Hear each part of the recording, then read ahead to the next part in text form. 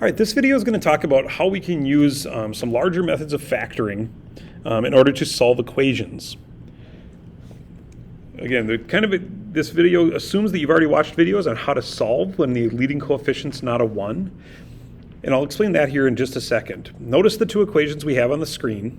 Right? On the left, we've got an equation that's got a 2x squared in it. So that immediately tells me I can't just use my regular old solving methods, because with an x squared and an x on two sides of the equation there, I can't really separate, I can't combine those, I can't separate them, I can't really kind of do much with them unless I can maybe take advantage of some factoring or some other fancier methods we'll probably learn somewhere else down the road.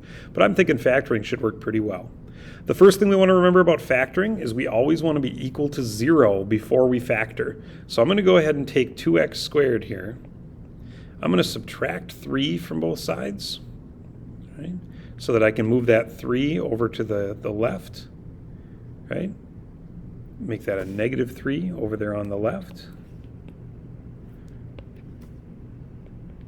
And at the same time, I'm going to add 5x as well. Now remember, x and x squared aren't like terms. So when I add 5x, it still stays separate, right, from my original x squared there. But now I'm equal to 0. And now it's a great time, a perfect time, to go ahead and factor in order to solve this equation. Now notice that 2 in front. We could guess and check at this, but I'm going to go ahead and use a little bit different method. I'm going to go ahead and use the box method for this one. All right. I know that's a favorite of the group, so let's go ahead and use the box method real quick. I'm going to say 2x squared in the upper corner. I'm going to say negative 3 in the lower corner. What I need to know is what do I need to put in the other two boxes? Well, remember, we're going to add to the middle, and we're going to multiply to whatever 2x squared times negative 3 would be. So let's call it negative 6x squared. And I know two numbers that multiply to negative 6, right, would be either maybe a 3 and a 2. If they're going to multiply to a negative, I need a negative number to be one of them.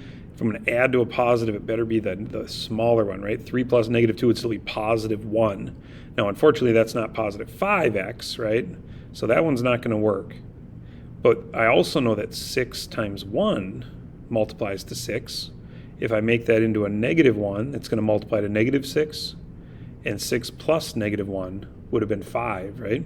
So if we do 6x and negative 1x, let's go ahead and put those in the boxes here.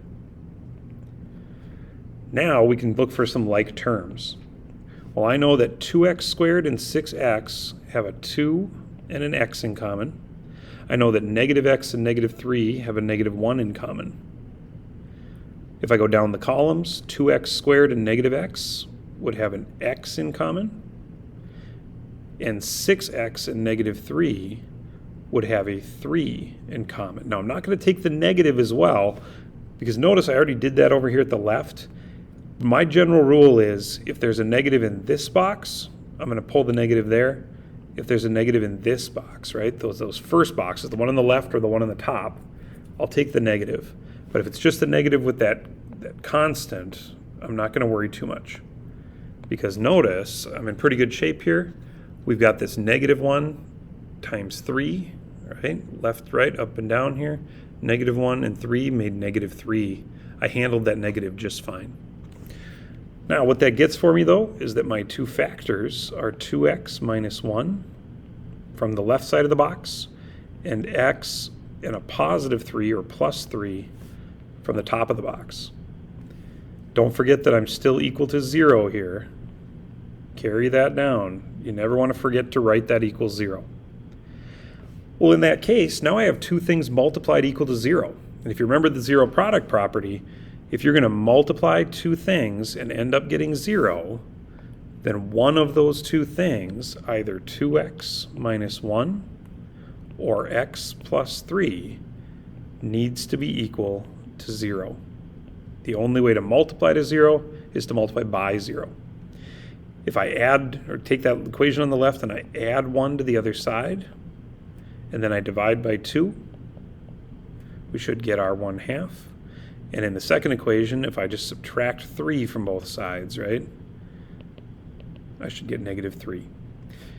And if you take those numbers and you plug them back into your original equation, I'd be willing to bet you that those two numbers, two different answers, would both be solutions to our equation.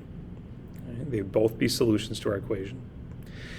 Now, that's not the only way to factor, and if you prefer to use the grouping method or the swing method, or you just like to guess and check a lot, you can definitely do that as well. The box method makes that fairly simple and easy as well, though. Don't forget your old methods of factoring as well, though. My hint to you for the equation on the right is to make sure you look for common monomials first. You could also look for special patterns, if there were any sort of a special pattern that you're familiar with. Or, if this didn't have a 12 in front, we could just go with some good old classic add to the middle, multiply to the constant numbers. But with that 12 in front, this makes this a little bit trickier. However, 12, 15, and 3, I know that 3 goes into each and every one of those. So what I'm going to do is go ahead and pull out a 3, and leave me with 4x squared plus 5x plus 1. If I divide all those parts by 3, we can do that. And because it's an equation, not only can I factor out the 3, I could actually divide both sides by 3. And really now we just have 4x squared plus 5x plus 1 equals 0. Again, I'm going to pick one of my larger methods. I've still got that 4 in front of x squared, so I still need to do a little bit of factoring here, but at least we got rid of that 3. The numbers are a whole lot smaller, right? The numbers are much, much smaller, which is going to hopefully make this process just a little bit quicker and easier. I'm going to look for what's going to add to the middle and multiply to the end. Z, right? 4x squared times 1. Well, I know that 4 times 1 is 4. And I know 4 plus 1 is 5. So why don't we go ahead and do the grouping method this time? I'm going to say 4x squared plus 4x, right? That 4x I just found, plus another 1x plus 1. And again, don't forget to say equal to 0. In the first two terms, there's a 4x, leaves behind an x plus 1. In the second two terms, there's really nothing more than a 1, right? X and 1 don't really have much in common. But again, I still leave behind then an x plus 1. And I don't mind that being x plus 1 because that now is one of my factors. And 4x and plus 1 is my other factor. If we split those up, x plus 1 could equal 0. So x could equal negative 1. Or 4x plus 1 could equal 0. I'm going to go to the side a little bit here. 4x could equal negative 1 then. And if we divide by 4, x equals negative 1/4.